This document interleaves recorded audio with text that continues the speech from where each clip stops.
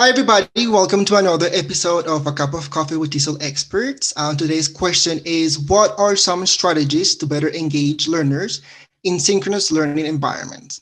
And so today I have Trinidad Algorta with me. Hi, Trinidad. How are you? Hello, how are you? Thank you for Um, inviting. she, oh yeah, it's a pleasure to have you here. She is in Uruguay, and she lives in Montevideo. Trinidad holds a BA in architecture, so she also kind of like changed careers. But 6 years ago, she decided that she wanted to become a teacher. So she got a certificate and a diploma as an EFL teacher at the Alianza Uruguay Estados Unidos, and she has been teaching since then.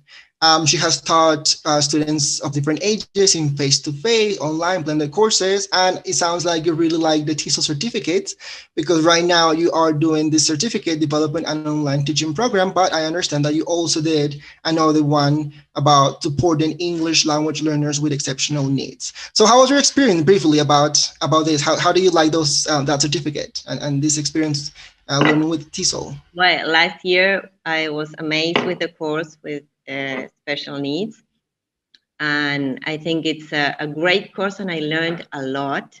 So I was really excited when they offered me to be part of this program this year.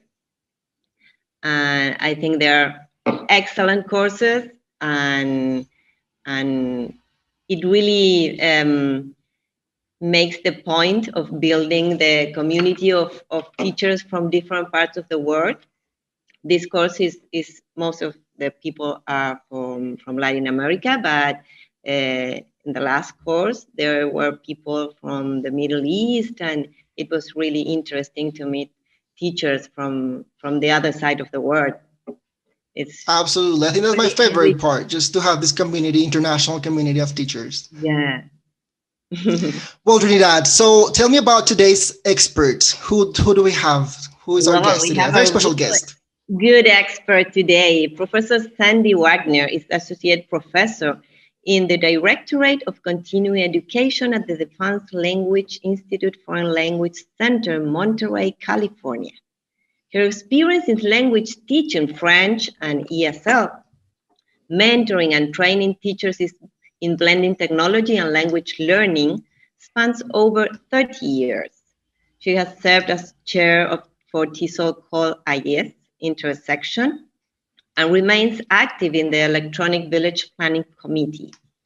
Sandy has designed and facilitated numerous online courses, workshops, and teacher training with focus on incorporating language learning pedagogy and best practices in the use of technology resources for language learning in online and mobile learning environments. She is the designer, listen to this, developer and facilitator of the TESOL Certificate, developing an online teaching program. So, Well, welcome, Professor Wagner. How are you today? Oh, I'm doing great. Thank you, Diego. Thank you, Trinidad. That was a very wonderful introduction. I appreciate it. And it's nice to be here and see how the program has progressed and offer some tips that we've incorporated in the whole certificate program so that everybody can develop an online teaching program for language learning. Absolutely. All Thank you good. for all of the work that you've done. It is really a Sure. pleasure to have you here. thank So you. today's question is actually how to engage learners in synchronous learning environments. And I think before this, Trinidad said sometimes students don't want to turn on their cameras. They don't want to speak. Like teachers. I had one teacher that said, like, I wasn't sure if my internet was working because everybody was quiet. I actually called my son to ask if the internet was okay. And then the student said, like, oh, I'm here. We can hear you. And so sometimes they don't really participate. And so this is the question for today. And so Trinidad, she prepared two slides, and we're going to use that as a way to go into our discussion. And so, do you want to share your screen, Trinidad? And maybe you Yeah. can start, and then Sandy can interject, whenever Can you you see want. it? Can you Yes, see the Yes, slide? we looking can. good. It's looking Okay, good. perfect. So I have some helpful ideas, and the first one is building community.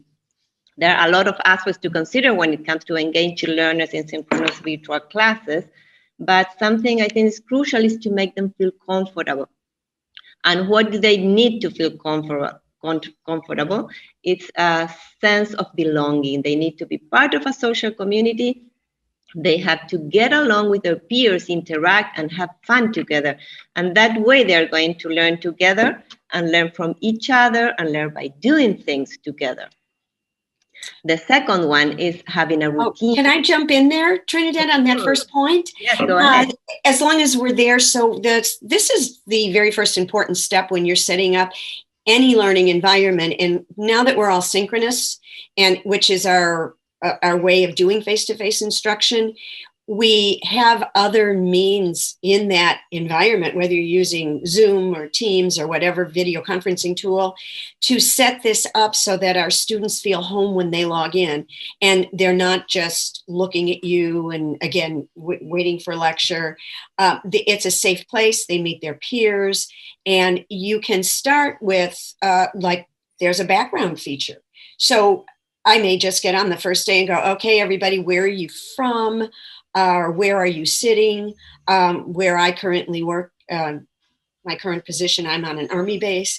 So, but I'm in Monterey, but San Francisco's close enough. So I may just say, oh my God, look at that. I'm in, where do you think I am? And the students can share. So you build that, and you also start out with rules and guidelines. So the students know the rules of engagement and those issues that we deal with. Like if somebody gets angry and we go, that ain't happening here.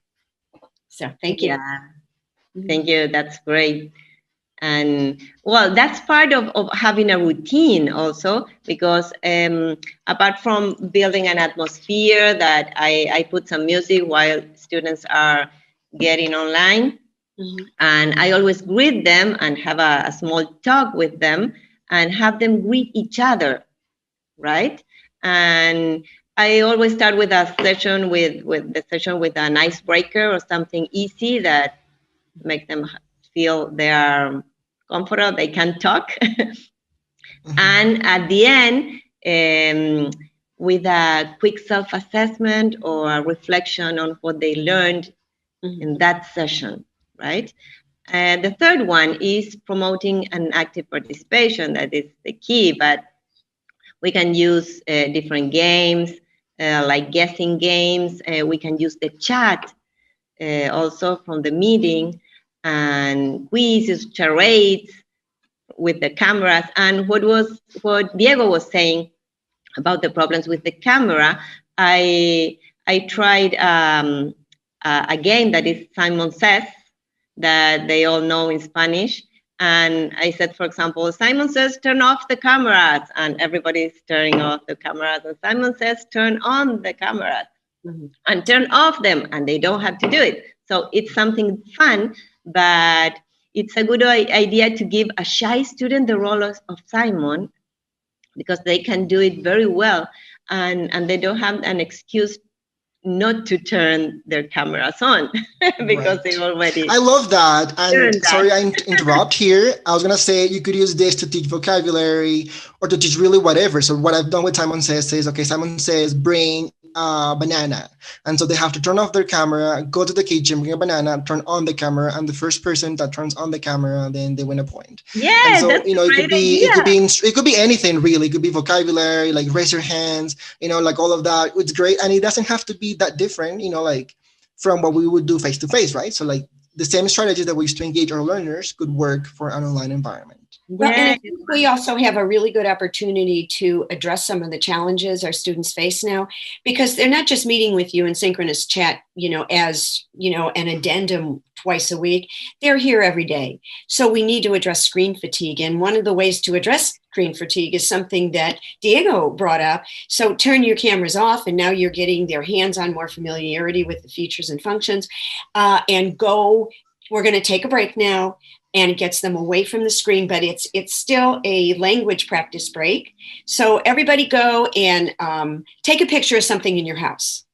And then, because they can hold the phone up, or find something in your house that is really special to you. And when you come back, you're going to share that. So now that you're getting them excited, you've got that social community, you're making connections, and you're also giving the students practice in speaking.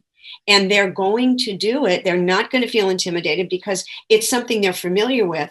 And again, it gives you a chance to evaluate their speaking proficiency. And at the same time, build vocabulary. If they're floundering for a word, their peers can help them. You know, maybe if they're very low level, they don't know the color, or maybe they don't know how to say what it can do. So it's a very comfortable learning environment, and they're going to remember it better because they've had help with, I call it user friendly. So we as ESL instructors, we're user friendly because we get it. We've all learned second languages, and we know the struggles, and we know that at the end of the day, we're going to applaud everybody for just trying. So, yeah, I think those are some really great ways to get those pedagogical underpinnings into what you're doing in synchronous. And I say synchronous because it's got its own special set of issues and benefits because we are online. Yeah, thank Absolutely. you. And Trinidad. Mm-hmm. Yeah, my 4th point is related to what Sandy was just saying, and it's working in teams, but it can be individually or in teams. But I use a lot Jamboards because it's a way to share what they found. For example, if they found a picture they took a picture at home, they can share it in the Jamboard and make a little description or something. And any shared documents, spreadsheets, for example, that they can work in teams or individually, but they are all working together and they are building a whole document. And that's very impressive to see as a teacher, where they're all working there, and it's really a great sensation. Yeah. And that brings up the point too of when you're on synchronous learning environments such as chat, is to make the students in charge of the production and the learning. So you want to do less teacher talk, get away from that lecture. Not that you can't do it, but now you can see, as Trinidad pointed out, you have a way to present that information in a shared document or in a presentation. And things like if you want to, then you do have Pear Deck, and you have PowerPoint, and you have Google Slides that you can create Bitmoji backgrounds. That is so cool. I just discovered that. And you can actually have a background where it looks like your classroom. You've got rules of engagement on the wall.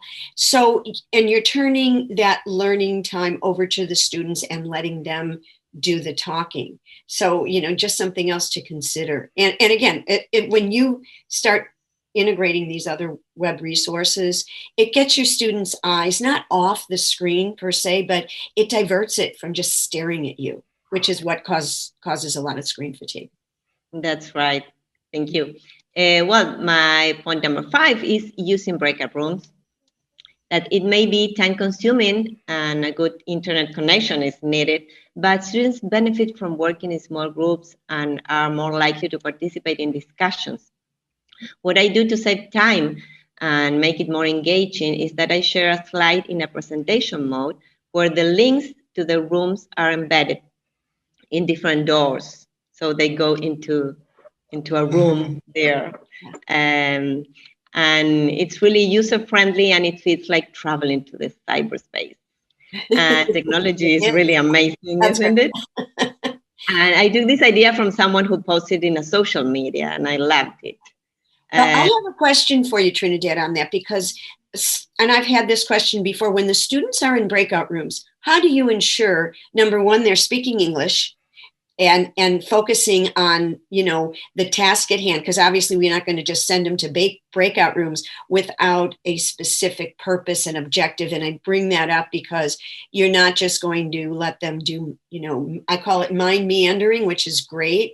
But if we're really working on a lesson, when they're going in there, they need a task. That's, you know, They need a problem to solve. How do you ensure, number one, the group is functioning, that they're on task, that they're using the target language that you're teaching? In this case, we would be teaching. Well, we normally use Google Meet, and there's a tool that you can add to Google Meet to share your screen, to divide your screen in different windows. So I have them all in 4 groups, for example, in 4 windows. Yeah. And I jump from one to another. Awesome. And I can see everything there. Your big brother, Trinidad. They still see me, but I only open my microphone from one or the other. Right. Or I can open that's really cool. For all of them. Yeah. One strategy I know one of our teachers use, because the ideas come up, we know the importance of that feedback, like you were saying, to end lessons, reflection. She actually uses some of that breakout room time to create a separate room, and it could be consultation, it could be meet with the teacher, or it could, I would make it something like special time with the teacher so they know that it's very positive.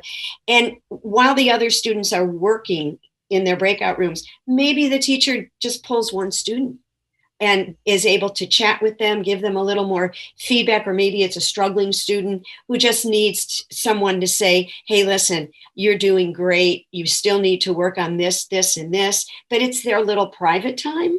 So again, something else that you can sneak in and take advantage of this synchronous, and then they can see you and they can read your body language, and it really helps to give that individualized attention too.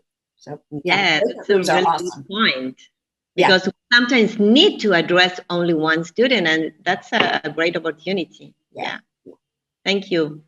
Okay, and in number 6, the last one, I have presenting and modeling, but using technology, because sometimes it's the most boring part of the class when we have to present a topic, but there are some fun options.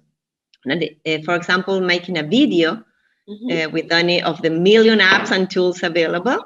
And this one from the video, I made a video, for example, to teach some classroom language that can be what Sandy was saying, it can be without my presence. I thought when you were talking before the meeting, that video can be posted in an online course without a synchronous class. But it's also fun to model some things if it is taught in a synchronous class, because you can ask them to do the same or something. Right. And I think, again, that brings me another point that I tell when I'm all my participants when I'm facilitating the certificate program, is that you have to think of these resources as how they meet your purpose. I think Diego also brought up that it's a tool. So when people say, oh, well, this tool, I can't teach lower levels with this tool, I go, well, yeah, you can, because the actual level in the content is dependent on your purpose. And if the tool offers support for that purpose, like discussion forums are probably one of the most versatile tools you're going to find. So you need to create that, which is, so crucial in understanding the role of the teacher is first. Pedagogy first. And you have to also look at these as what can the student do as a production, and what can the teacher use it for? And most of the time there's dual uses. Even PowerPoint has evolved so that you can narrate the slides, and if you save it as an MP4 and upload it to your YouTube channel, you can embed it into a presentation, into an LMS for a synchronous study. Trinidad, thank you for your wonderful slides. I'm going to link that here in the comments in the YouTube box.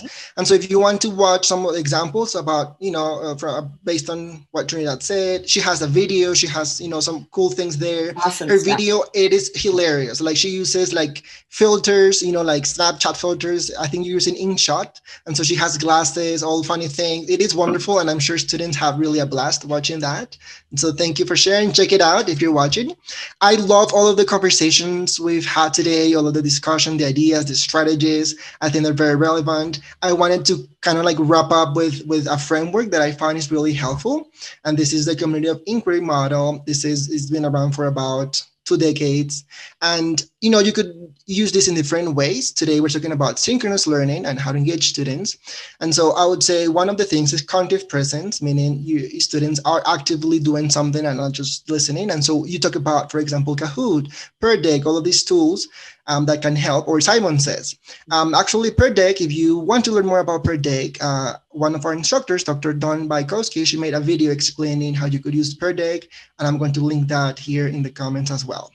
The other thing is teaching presence, like the filters, what Trinidad was saying, like making sure that students feel that you are there, that they're not alone, because sometimes they feel like, oh, I have to teach myself. So That's not the idea.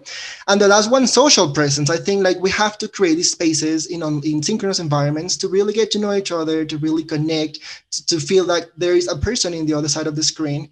Because if we don't have that connection, I don't think it's going to be engaging the whole thing. So I would say that would be my kind of like top advice, top 3 things or ideas. And so I don't know if you want to add anything, Professor Sandy Wagner or Trinidad, anything to conclude. Well, it's been a pleasure, and I thank you very much. And one thing I will tell you is to, the old adage, dress for success. There is a whole body of knowledge and YouTube videos that talk about how to prepare yourself mentally and I want to say physically. So, when you get online, your students are perked up and, you're looking your best, like you're going into the office. I think because we've all been sitting home, we tend to lose that sense. And I mean, I'm looking at Diego, I'm looking at Trinidad, and, they got all dressed nice and, stuff. And I appreciate, and your students do. So they look at you, and we've had students actually literally, it looks like they just rolled out of bed, and we're like, let's just talk about a little bit of a dress code here. So, but I leave you with, have fun with it, get creative, do what we were doing just now. And when you engage your learners, and let the technology support. Technology is going to support the way you know best how to teach, because you're all great teachers and you come with a wealth of knowledge. It's just moving it to a new learning environment. So thank you very much. And turn it over to you. Thank you, Professor Sandy. And I'm really pleased to meeting you. And Diego, thank you for the invitation. Yeah. Absolutely. Well, thanks a lot to both of you. It was wonderful. Remember that if you're watching and you want to submit or vote for a question of the week, you can do that. I will also link, the hyperlink there, so you can go and participate. Thank you again. It's been a pleasure, and I'll see you next time. Bye-bye, everyone. Bye, everybody. Have a good day. Stay well. Stay safe, too.